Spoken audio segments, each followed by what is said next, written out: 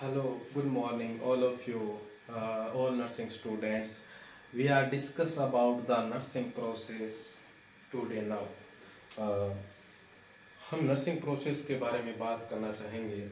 उससे पहले आपके साथ एक छोटी सी गालिब की कही बात को शेयर करना चाहूँगा कि उड़ने दे इन परिंदों को आकाश में गालिब, जो तेरे अपने होंगे वो लौट आएंगे। तो कहने का मतलब ये है कि अगर आप हमें टीचर्स को जितना सम्मान देंगे, जितना रिस्पेक्ट देंगे, उतना ही ज़्यादा हम आपके सामने मेहनत करने के लिए, अपना स्ट्रगल फेस करने के लिए आते रहेंगे।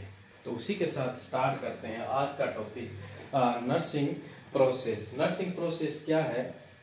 नर्सिंग प्रोसेस एक ऐसा प्रोसेस है जिसके अंदर पेशेंट की केयर है वो फर्स्ट डे से लेके लास्ट डे तक मेजर की जाती है।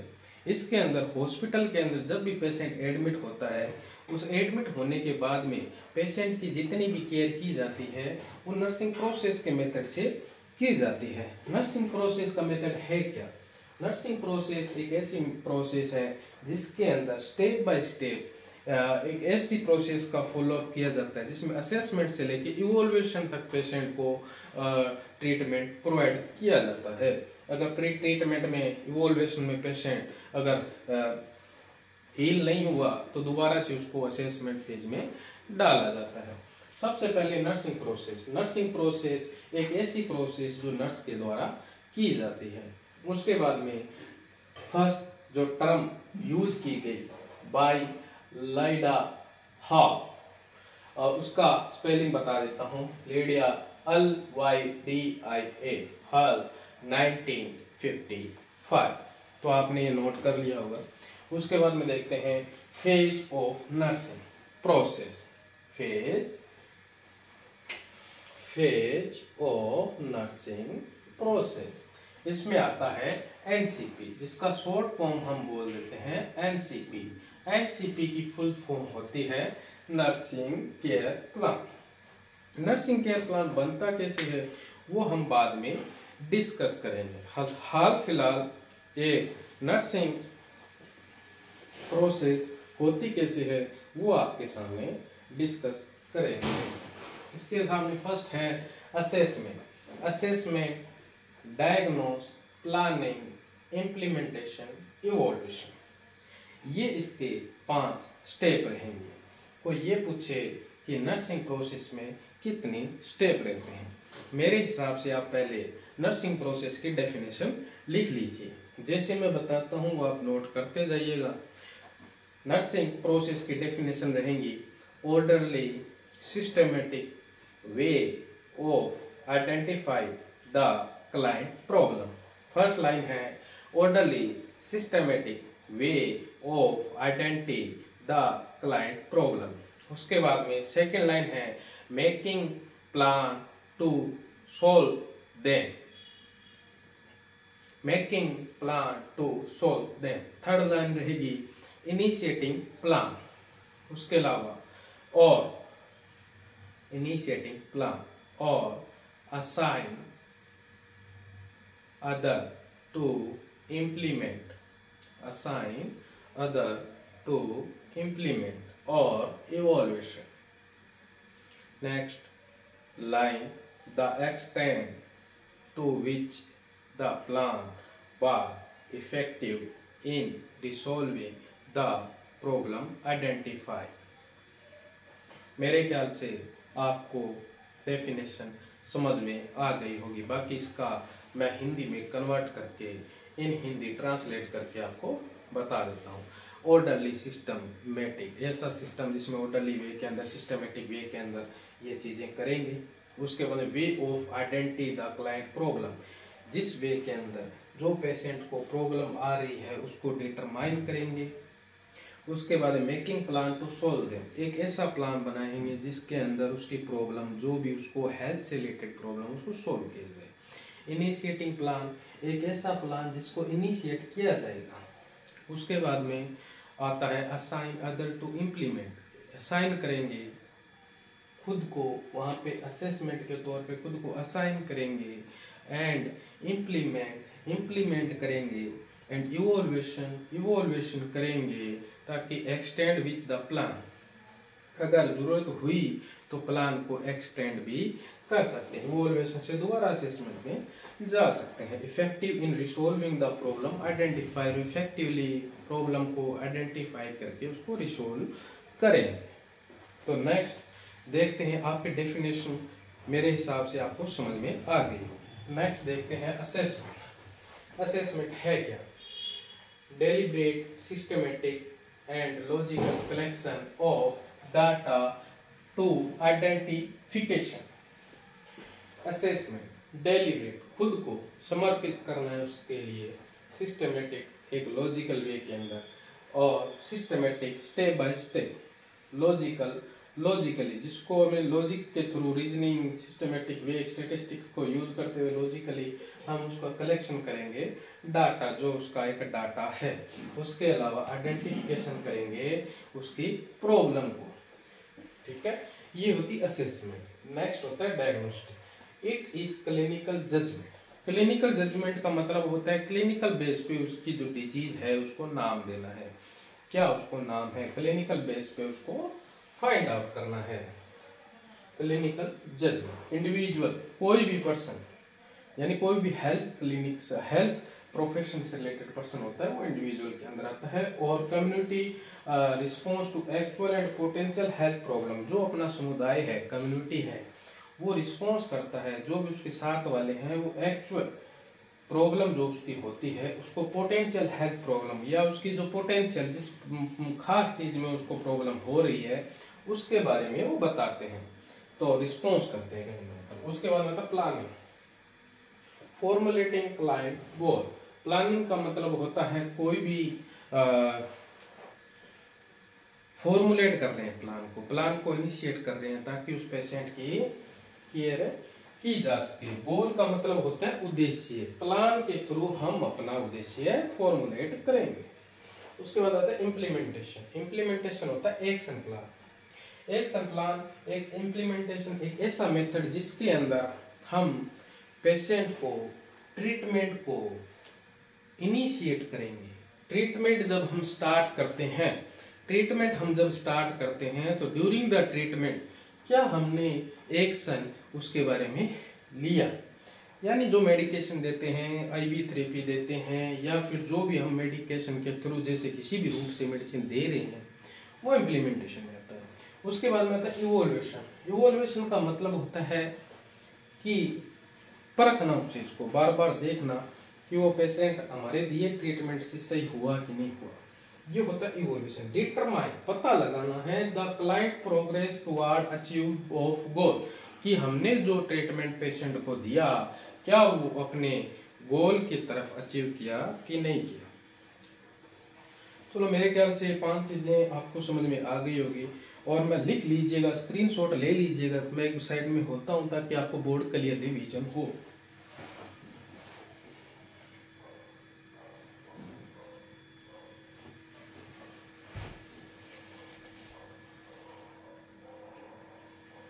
ठीक है, इसमें बोर्ड आपको क्लियर विजन हो रहा है। तो फर्स्ट देखते हैं असेसमेंट है क्या। असेसमेंट के अब explain about the assessment which is what we have follow the process in assessment and explain to you about the topic related to assessment। First आता है असेसमेंट आता है सब्जेक्टिव डाटा, ऑब्जेक्टिव डाटा। तो ये बात है सब्जेक्ट क्या है, ऑब्जेक्ट क्या है। क्वेश्चन ये बनता है, तो सब्जेक्ट हमेशा एक नर्स के लिए पेशेंट रहेगा। हमारा सब्जेक्ट है पेशेंट, तो पेशेंट अगर कुछ भी बोल के बता रहा है वो सब्जेक्ट के अंदर आएगा। उसके बाद में आता है ऑब्जेक्टिव डाटा। ऑब्जेक्टिव डाटा वो डाटा है जो एज ए ऑब्जेक्ट नर्स खुद असेस करती है पेशेंट से। सब्जेक्टिव डाटा के अंदर मानो पेशेंट को अगर हो रहा है नोचिया, वो पेशेंट खुद फील कर सकता है, तो इसीलिए पेशेंट को हमने सब्जेक्ट रखा। उसके बाद ऑब्जेक्टिव डाटा। ऑब्जेक्टिव डाटा का मतलब ये है कि नर्स ने जैसे temperature, pulse, BP, SpO2, partial pressure of oxygen खुद ने उसको मापा है, तो वो है SpO2 का ऑब्जेक्टिव डाटा। यानी जो भी पैरामीटर है, कैलकुलेशन वाला पैरामीटर है, वो नर्स के द्वारा अगर उसको पुट किया जा रहा है डॉक्यूमेंटेशन, वो ऑब्जेक्टिव डाटा के अंदर आएगा। अच्छा, उसमें दूसरा मेथड है सोर्स ऑफ डाटा। असेसमेंट का ये पार्ट है, नीचे हम फॉलो कर रहे हैं, असेसमेंट को ही फॉलो करते जा रहे हैं, तो ये चीजें हम असेसमेंट में फॉलो करते हैं। Source of data, primary source, secondary source. Primary source वो सोर्स है जिसके अंदर पेशेंट से खुद अपने आप से सारा डिटेल दे रहा है, मेरे को पास हिस्ट्री है, प्रेजेंट हिस्ट्री है, ये कॉम्प्लिकेशन आ रहा है, ये बीमारी है, रिलेटेड डिजीज कंडीशन, ठीक है। उसके अलावा सेकेंडरी सोर्स, सेकेंडरी सोर्स वो सोर्स है जो पेशेंट की फैमिली मेंबर्स है उसके बारे में डिटेल प्रोवाइड करवाएंगे। उसके बाद में देखते हैं डायग्नोसिस। डायग्नोसिस में फर्स्ट आता है डाटा एनालिसिस। डायग्नोसिस यानी किसी डिजीज का नाम देना, यानी यहाँ पे बीमारी को नाम दिया जाता है, तो उसके लिए हमें डाटा को एनालिसिस करना था। डाटा क्या है? डाटा वो टूल है जिसके अंदर हम पास्ट और प्रेजेंट का सारा उसका बायोडाटा हम कलेक्ट करते हैं, उसके बेसिस के ऊपर उस डाटा को एनालाइज करते हैं कि रियल प्रॉब्लम आज पहले थी, क्या वो आज है। उसके बाद में आता है हेल्थ प्रॉब्लम, क्या उसको हेल्थ से रिलेटेड क्या क्या प्रॉब्लम आ रही है। उसके बाद में आता है स्टेटमेंट, पेशेंट की स्टेटमेंट क्या है, पेशेंट कह रहे हैं कि मुझे वो पहले प्रॉब्लम थी, वो ठीक हो चुकी है, अब मुझे फिलहाल ये प्रॉब्लम आ रही है। वो होता है पेशेंट का खुद का स्टेटमेंट, जो रिटर्न के अंदर भी लिया जाता है डॉक्टर के द्वारा, और उसके बाद में पेशेंट खुद भी वर्बली बोलता है। साइन एंड सिम्टम, साइन और सिम्टम वो सिम्टम है, साइन वो चीज है जो अपीयर होती है पेशेंट के अंदर, मानो फीवर है, पेशेंट खुद से नोजिया, वोमिटिंग, ये सब चीजें साइन सिम्टम में आती है। उसके अलावा ईटियोलॉजी, ईटियोलॉजी का दूसरा नाम होता है कारण, क्या रीजन था, क्या कोज था जिसकी वजह से ये प्रॉब्लम उसको हुई। ईटियोलॉजी को जो साइन सिम्टम के बेस पे बीमारी का मोटा मोटा पता लगा लिया जाता है। उसके बाद में आता है प्रॉब्लम ऑफ क्लाइंट, यानी जो साइन सिम्टम है ईटियोलॉजी प्रॉब्लम ऑफ क्लाइंट, क्या एक्चुअल में वो प्रॉब्लम आ रही है जो इसने कोज और साइन सिम्टम के बेस पे बताया। प्लानिंग होता है प्रायोरिटी, प्लानिंग हमेशा प्रायोरिटी बेस पे किया जाता है। उसके बाद में डिजायर आउटकम, प्रायोरिटी, इसके अंदर जो प्रायोरिटी है वो पेशेंट की सेटिंग प्रायोरिटी, मतलब प्लानिंग में जो मैंने अस लगाया है ये सेटिंग प्रायोरिटी है। सेटिंग प्रायोरिटी का मतलब होता है प्लानिंग के अंदर हमने कुछ भी सोचा कि हाँ ये पेशेंट के लिए प्लान करना है, तो सिस्टमेटिक वे से सेटिंग करके उस चीज़ों को इम्प्लीमेंट किया जाता है। मान के चलो कि कोई भी ड्रग है, कोई मेडिसिन है, कोई पेशेंट को पोजीशन है, कोई प्रोसीजर है वो करना है, तो उसको सेटिंग करना पड़ेगा प्रायोरिटी बेसिस पे। जो चीज़ पहले होनी चाहिए, मान के चलो एक्सरे पेशेंट का पहले होनी चाहिए प्रोसीजर से पहले, तो पहले ही होना चाहिए। उसके बाद होता है डिजायर आउटकम, क्या जो प्रायोरिटी बेस पे सेटिंग हमने किया है उसका डिजायर आउटकम मिला, वो प्लान के अंदर पहले से सोचा जाता है। उसके बाद में इंटरवेंशन, ठीक है, इंटरवेंशन इसके अंदर क्या रहता है, इसमें नर्स के द्वारा जो इंटरवेंशन किया जाता है, यानी नर्स के द्वारा जो भी इंटरवेंशन इसके अंदर किया जाएगा, ठीक है, तो नर्स के द्वारा सिस्टमेटिक नर्स इंटरवेंशन, अस का सिस्टमेटिक, अन का नर्स इंटरवेंशन, सिस्टमेटिक तरीके से नर्स के द्वारा किया जाने वाला इंटरवेंशन। उसके अलावा इंटरवेंशन का मतलब होता है नर्स क्या काम कर रही है पेशेंट के ऊपर, वो इंटरवेंशन है। उसके अलावा क्या काम करेगी, प्लान कर रहे हैं, अभी इम्प्लीमेंट नहीं हुआ है, आगे होगा। उसके अलावा NCP, nursing care plan, nurse के द्वारा बनाया जाने वाला ऐसा केयर प्लान जिसके अंदर एनसीपी का एक फॉर्मेट होता है, जिसमें पेशेंट के लिए प्लान के लिए नर्स सोच रही है कि मुझे ये काम पेशेंट पे करना है, वो एनसीपी है। उसके अलावा इम्प्लीमेंटेशन, इम्प्लीमेंटेशन का मतलब होता है reasoning, reassessing priority, reassessing priority. Implementation का मतलब होता है रीअसेस, बार बार उन चीजों को चेक करके इम्प्लीमेंट करना कि हाँ कि ये हमें इम्प्लीमेंट करना है कि नहीं, जो प्लान किया है बार बार कर रहे हैं तो बार बार रीअसेस करना है पेशेंट कंडीशन को भी।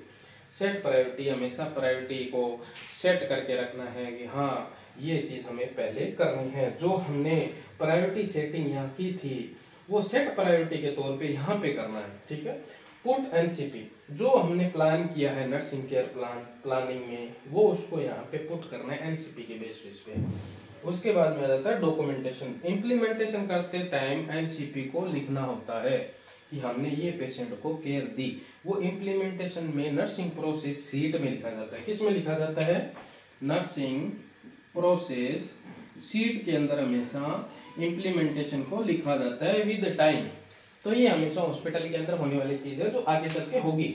डॉक्यूमेंटेशन होता है आपने रिटर्न के अंदर क्या चीज उसको हॉस्पिटल को एज ए डॉक्यूमेंटेशन दी, तो डॉक्यूमेंटेशन हमेशा कहा जाता है रिटर्न के अंदर, तो डॉक्यूमेंटेशन जरूरी है। उसके अलावा था इवोल्यूशन, इवोल्यूशन आउटकम डाटा, क्या डाटा हमारा सामने निकल के आया कि हाँ पेशेंट ठीक हो गया, हील हो गया, प्रोग्रेसिव है, सेकंड स्टेज में था, फर्स्ट स्टेज में आ गया, फर्स्ट स्टेज से वो इम्प्रूव हो रहा है, डिस्चार्ज के लिए घर जा सकता है। डिजायर आउटकम, क्या पेशेंट ठीक हुआ, नहीं पेशेंट ठीक नहीं हुआ, पेशेंट की कंडीशन है, विल नहीं है, दोबारा उसको ट्रीटमेंट की नीड है तो दोबारा उसको असेसमेंट में डाल दो। अगर पेशेंट ठीक हो गया, ठीक है, डिस्चार्ज प्लानिंग करो, क्योंकि पेशेंट की डिस्चार्ज प्लानिंग पेशेंट के एडमिशन के टाइम होती है, तो हमेशा पेशेंट के एडमिशन के टाइम उसका डिस्चार्ज प्लानिंग होता है, ये प्रायोरिटी देते हैं। उसके अलावा देखिए कंक्लूजन, क्या कंक्लूजन निकला कि हाँ जो ट्रीटमेंट था फॉलोअप था, गुड था, डॉक्टर ने गुड किया, नर्स ने अपना गुड ट्रीटमेंट किया, पेशेंट ठीक हो गया। उसके अलावा कंटिन्यू मॉडिफिकेशन, इवोल्यूशन में जाके हमें ये पता चला कि हाँ यार कुछ ना कुछ मॉडिफाई करने की जरूरत है, हमने कंटिन्यू मॉडिफिकेशन करना है ताकि इसके अंदर पेशेंट दोबारा ट्रीट हो सके, तो कंटिन्यू मॉडिफिकेशन। और ई के अलावा termination of NCP, termination of NCP का मतलब ये होता है नर्सिंग केयर प्लान को वहां पे जाके रोक दीजिए, क्योंकि आपने जो भी नर्सिंग केयर प्लान बनाया है उसको हटा दीजिए, आपने सही नहीं बनाया है, दोबारा से आपको यहाँ पे आउटकम ऑफ डाटा निकालना पड़ेगा और डिजायर आउटपुट देना पड़ेगा, तभी आपका एनसीपी है वो प्रोग्रेसिव है। तो एनसीपी नर्सिंग केयर प्लान को वहीं पे स्टॉप कर दिया जाता है, उसके बाद में दोबारा से असेसमेंट प्रोसेस को किया जाता है। मेरे ख्याल से आपको ये टॉपिक पूरा समझ में आया होगा, कोई चीज छोटी तो नहीं है, मैंने सारी इसमें कवर की है, तो मेरे ख्याल से आपको बेटर समझ में आया होगा।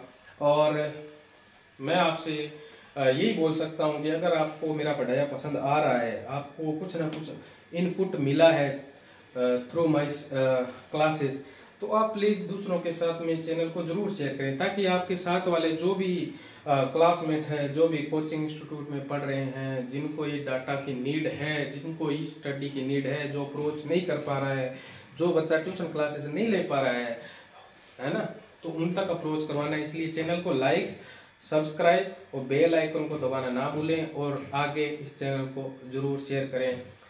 Thank you. कमेंट में अपना एक्सपीरियंस जरूर शेयर करिएगा। Thank you.